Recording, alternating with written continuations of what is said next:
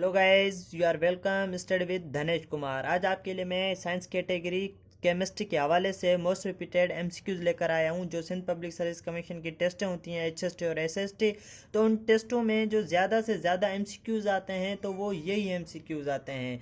तो इन एमसीक्यूज को आपको बहुत ही अच्छे तरीके से समझना है। तो जैसे कहीं पर भी ऐसे एमसीक्यूज अगर आ जाते हैं तो इन एमसीक्यूज को आपको सोल्व करने में कोई डिफ़िकल्टी ना हो। तो वीडियो को एंड तक देखना और इन एमसीक्यूज़ को अच्छे तरीके से समझना। तो बगैर टाइम वेस्ट के हम अपनी वीडियो की तरफ बढ़ते हैं।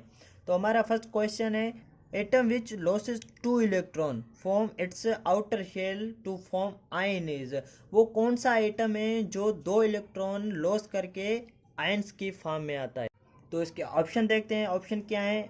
ऑप्शन ए है ऑक्सीजन, बी है पोटाशियम, सी है कार्बन, डी है मैग्नीशियम।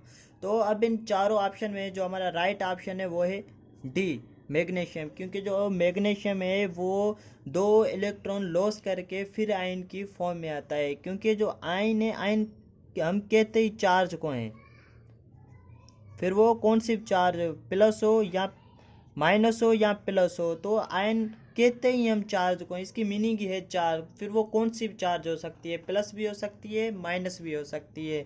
जैसे अब मैग्नीशियम कैसे 2 इलेक्ट्रॉन लॉस करके आयन की फॉर्म में आता है, अभी इस पर कोई भी चार्ज नहीं है। तो इसका अब हम एटम बनाएंगे। जो मैग्नीशियम होता है, इसका जो एटॉमिक नंबर होता है वो होता है 12। तो इसके पहले शेल में 2 इलेक्ट्रॉन, दूसरे शेल में 8 इलेक्ट्रॉन, अब ये हो गए 10। उसके बाद इसके 2 इलेक्ट्रॉन बचते हैं, वो इसके लास्ट शेल में रखेंगे। अब ये जो 2 इलेक्ट्रॉन हैं तो इस मैग्नीशियम के काम के होते नहीं है, तो फिर ये क्या करता है, तो इसको अपना लास्ट शेल कंप्लीट करने के लिए 6 इलेक्ट्रॉन की ज़रूरत है। तो ये क्या करता है, तो ये इसके जो 2 इलेक्ट्रॉन होते हैं ये लॉस कर देता है, दूसरे एलिमेंट को दे देता है।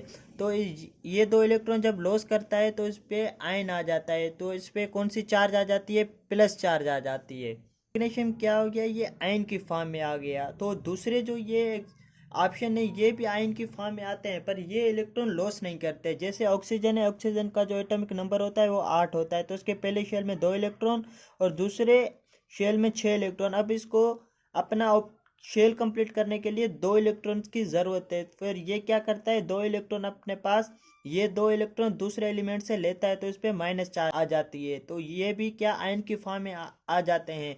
पर ये क्या करते हैं, ये जो इलेक्ट्रॉन होते हैं ये लॉस नहीं करते, ये इलेक्ट्रॉन गेन करते हैं।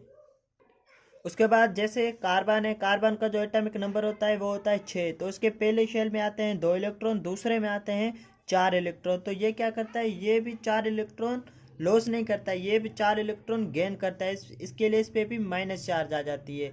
उसके बाद पोटाशियम है, पोटाशियम का जो एटॉमिक नंबर है वो है 19। तो इसके पहले शेल में 2 इलेक्ट्रॉन, दूसरे में 8 इलेक्ट्रॉन और तीसरे में भी 8 इलेक्ट्रॉन, बाकी लास्ट में 1 इलेक्ट्रॉन। तो ये क्या करता है जो पोटाशियम, तो ये भी क्या करता है, 1 इलेक्ट्रॉन लॉस करता है। तो इसके लिए इस पर प्लस चार्ज आ जाती है। तो ये भी क्या लॉस करता है, और मैग्नीशियम ये 2 इलेक्ट्रॉन लॉस करता है। तो जो हमारा राइट आंसर होगा वो डी होगा, मैग्नीशियम। क्योंकि जो हमारा क्वेश्चन है वो पूछता है जो 2 इलेक्ट्रॉन लॉस करे, तो उसके हिसाब से जो हमारा राइट आंसर है वो है डी मैग्नीशियम। तो आगे बढ़ते हैं हमारे नेक्स्ट क्वेश्चन पे। तो हमारा नेक्स्ट क्वेश्चन है, an example of ionic compound is. तो इनमें से आयोनिक कंपाउंड का कौन सा एग्जाम्पल है। तो देखते हैं इसके ऑप्शन क्या हैं। तो ऑप्शन है ए H2, ऑप्शन है B NaCl, option C HC4 और ऑप्शन डी है N2। तो देखा जाए तो ये चारों ही क्या है, कंपाउंड है। पर ये जो क्वेश्चन हमसे पूछ रहा है आयोनिक कंपाउंड जिसपे चार्ज हो, तो वो आयोनिक कंपाउंड इसमें कौन सा है। तो हमारा जो राइट आंसर है वो है बी NaCl। NaCl क्या है, ये एक आयोनिक कंपाउंड है। जैसे हमें पता है जो कंपाउंड बनता है उसमें 2 या 2 से ज़्यादा एलिमेंट मिक्स होकर या 2 से ज़्यादा एलिमेंट मिलकर आपस में क्या बनाते हैं, कंपाउंड बनाते हैं। तो ये क्या है, ये 2 एलिमेंट है। ये क्लोरीन एक अलग एलिमेंट है और सोडियम ये एक अलग एलिमेंट है। तो ये दोनों मिलकर क्या बनाते हैं, कंपाउंड बनाते हैं। तो जैसे एग्जांपल, जैसे सोडियम, अब सोडियम का क्या है एटॉमिक नंबर 11 और क्लोरीन का जो एटॉमिक नंबर है वो है 17। जब ये क्या करते हैं, जब इसके हम इलेक्ट्रॉन रखेंगे शेल में, तो उसके पहले शेल में 2 इलेक्ट्रॉन, दूसरे में 8 इलेक्ट्रॉन और लास्ट में 1 इलेक्ट्रॉन। इसके जैसे हम रखते हैं पहले शेल में 2, दूसरे में 8 और तीसरे में 7। अब जो इसका NaCl का जो 1 इलेक्ट्रॉन है तो इसके काम का होता नहीं है, और इसको अपना एक शेल कंप्लीट करने के लिए 1 इलेक्ट्रॉन की ज़रूरत होती है। तो फिर ये क्या करते हैं, जो सोडियम होता है तो अपना 1 इलेक्ट्रॉन क्लोरीन को दे देता है, तो इसके शेल कंप्लीट हो जाता है। और इसके जो 2 शेल होते हैं वो पहले से ही कंप्लीट होते हैं।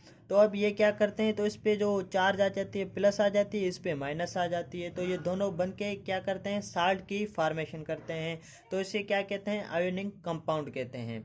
तो आगे बढ़ते हैं हमारे नेक्स्ट क्वेश्चन पे। तो हमारा नेक्स्ट क्वेश्चन है, a non metal atom form anion by. जो नॉन मेटल के एटम होते हैं वो एनाइन फॉर्म में आने के लिए क्या करते हैं। तो उसके ऑप्शन देखते हैं, गेन ऑफ इलेक्ट्रॉन। वो नॉन मेटल के जो एटम होते हैं वो एनाइन फॉर्म में आने के लिए क्या इलेक्ट्रॉन गेन करते हैं। B loss of electron, electron loss करते हैं। गेन ऑफ प्रोटॉन, वो क्या करते हैं, प्रोटॉन गेन करते हैं। और डी लॉस ऑफ प्रोटॉन, तो वो क्या करते हैं, इलेक्ट्रॉन लॉस करते हैं। तो जो इसमें हमारा राइट आंसर है वो है ए। नॉन मेटल्स के एटम होते हैं वो एनाइन फॉर्म में आने के लिए क्या करते हैं, इलेक्ट्रॉन को गेन करते हैं। तो आगे बढ़ते हैं हमारे फोर्थ क्वेश्चन पे।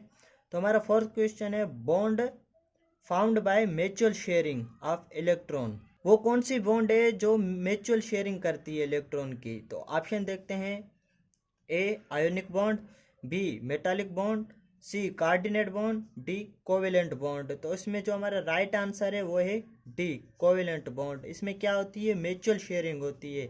तो आप म्यूचुअल को क्या कह सकते हो, आप इक्वल भी कह सकते हो, यानी जिसमें इलेक्ट्रॉन की क्या हो, इक्वल शेयरिंग हो। जैसे एग्जांपल, तो जैसे ये देखें 2 हाइड्रोजन है।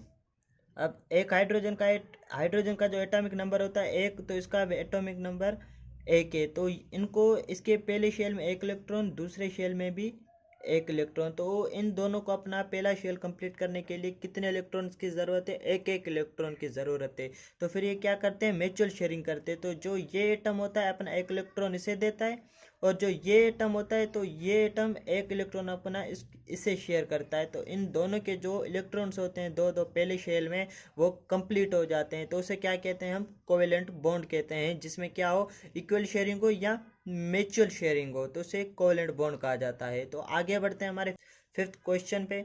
तो हमारा फिफ्थ क्वेश्चन है, which of the following gas diffuse fastest. इनमें से वो कौन सी गैस है जो जल्दी से डिफ्यूज हो जाती है, यानी जल्दी से फैलती है। तो ऑप्शन देखते हैं, option A hydrogen, B chlorine, C fluorine, D helium. तो इसमें जो हमारा राइट आंसर है वो है ए हाइड्रोजन। तो अब हम बढ़ते हैं हमारे नेक्स्ट क्वेश्चन पे। तो हमारा नेक्स्ट क्वेश्चन है, the vapour pressure of a liquid increase the. जो वेपर प्रेशर होते हैं लिक्विड के वो कैसे इंक्रीज होते हैं। अब ऑप्शन देखते हैं इसके, A increase of temperature, B increase of pressure, C increase of intermolecular force, C D none of these. जो इसमें हमारा राइट आंसर है वो है ए इंक्रीज ऑफ टेम्परेचर। जब हम टेम्परेचर बढ़ाएंगे जो लिक्विड होगा उसके जो वेपर प्रेशर है वो ज़्यादा बनेंगे, क्योंकि जैसे उसको हीट मिलेगी, जैसे लिक्विड गर्म होगा, लिक्विड को ज़्यादा हीट मिलेगी, तो वो क्या होगा, वेपर की सूरत में क्या होगा, एवापोरेट हो जाएगा। तो आगे बढ़ते हैं हमारे नेक्स्ट क्वेश्चन पे। हमारा नेक्स्ट क्वेश्चन है, 1 atmospheric pressure is equal to.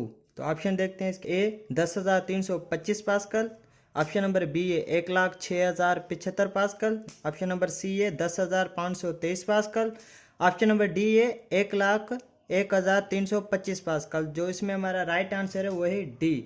जो एटमॉस्फेरिक प्रेशर होता है वो बराबर होता है 1,01,325 पास्कल के। तो आगे बढ़ते हैं हमारे नेक्स्ट क्वेश्चन पे। तो हमारा नेक्स्ट क्वेश्चन है, the freezing point depend upon.